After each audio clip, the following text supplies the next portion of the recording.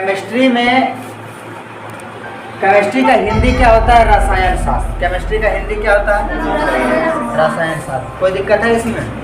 अब देखो, केमिस्ट्री में सबसे पहला चीज जो हम लोग पढ़ेंगे पदार्थों का वर्गीकरण, यानी छोटे छोटे कण, बहुत सारे छोटे छोटे कण मिल करके पदार्थ का निर्माण होता है। ठीक है, पदार्थों का वर्गीकरण। अभी लिख मत नूनू, पहले समझ लो, बाद में तो लिखने का ये है, लिखवे करें, पहले समझो।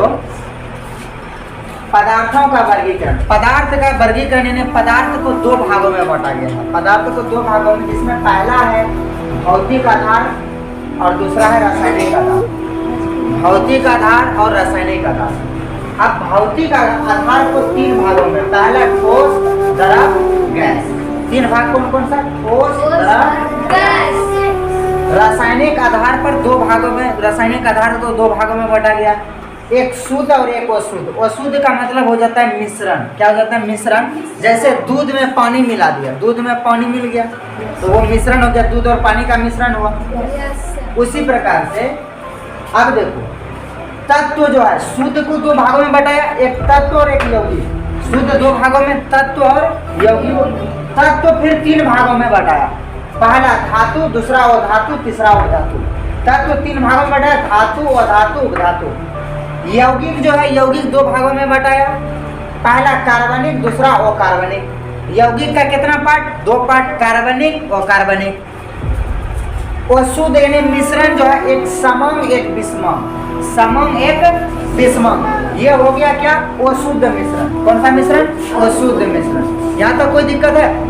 अब हम लोग सबसे पहला पार्ट जो चलेंगे, ये वाला चलेंगे, भौतिक आधार। भौतिक आधार, भौतिक आधार को कितने भागों में बांटा गया पदार्थों को? तीन भागों में, जिसमें पहला है ठोस, द्रव, गैस।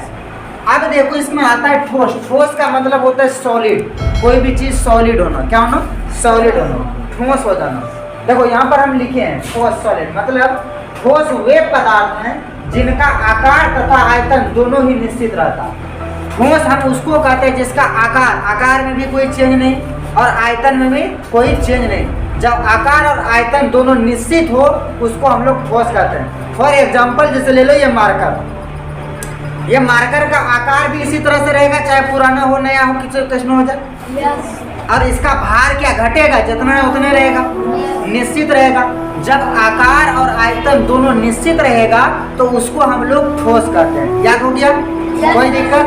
आकार आयतन जब निश्चित रहेगा तो उसको हम लोग क्या कहेंगे? दूसरा पार्ट, जैसे देखो, जैसे एग्जांपल में पत्थर। पत्थर का आकार कभी चेंज होता है? आकार तो चेंज कर भी, आकार तो तोड़ेगा तब ना होगा, ऐसे आकार चेंज होगा। पत्थर का भार बराबर रहता है। लकड़ी, लकड़ी की काठी, काठी पे दौड़ा दौड़ा, दुम निकाल के दौड़ा, उठा के दौड़ा, उठा के दौड़ा। लकड़ी, इसका भी आकार और आयतन दोनों निश्चित होता है। लोहा का भी आकार और आयतन दोनों निश्चित होता है। ठोस समझ में आ गया? याद हुआ कि नहीं हुआ? जिसका आकार एवं आयतन निश्चित हो उसको क्या कहते हैं हम लोग? ठोस। याद हो गया? आगे देखो क्या है? द्रव। अब द्रव मतलब लिक्विड। द्रव मतलब लिक्विड।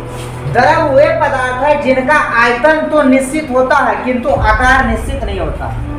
द्रव ऐसा पदार्थ होता है जिसका आयतन मतलब वजन, भार, वो निश्चित होता है लेकिन उसका आकार कोई निश्चित नहीं होता। जैसे एग्जांपल के लिए, जैसे ये पानी का बोतल। ये पानी का बोतल जो है, ये पानी अभी देखो ऐसे कर दिए, अब देखो इसका आकार चेंज हो गया ना। पहले देखो सीधा था, अब कैसा हो गया? टेढ़ा हो गया।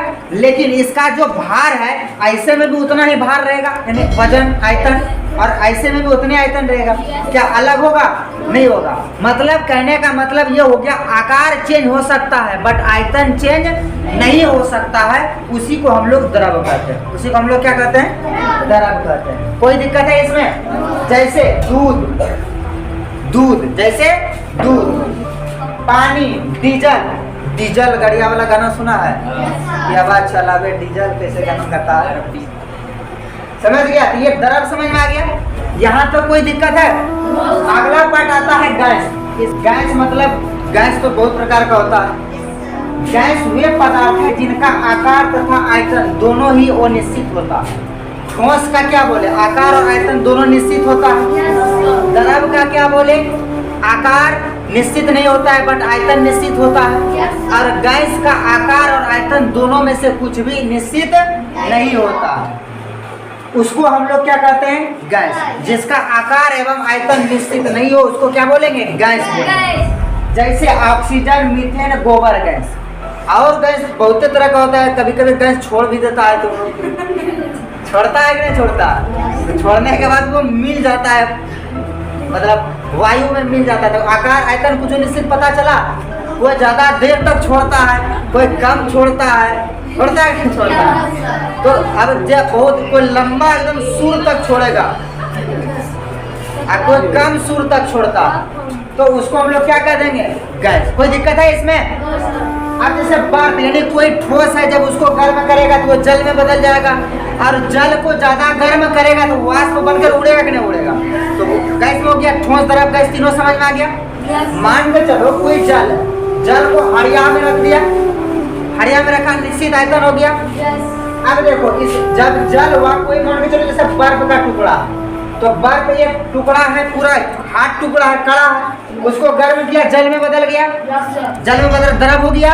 और जब इसको जब तुम गर्म करेगा तो फिर वो किस में बदल जाएगा, गैस, यानी वाष्प बनकर उड़ना आरंभ कर देगा ना, तो ये गैस में बदल गया। ठोस, द्रव, गैस, तीनों समझ में आ गया। यहाँ तक कोई क्लियर है नहीं यहाँ तक? अब अगले दिन जो क्लास होगा परमाणु संरचनाओं का होगा, परमाणु संरचना। अब देखो परमाणु संरचना जो है, इनकी सबसे पहले जो खोज किया था वो भारत के ही विद्वान थे, जिनका नाम था कणाद ऋषि। क्या था नाम? कणाद ऋषि। उन्होंने इनका खोज किया था। तो खैर इसके बारे में हम कल फिर चर्चा करेंगे। यहाँ तक समझ में आ गया?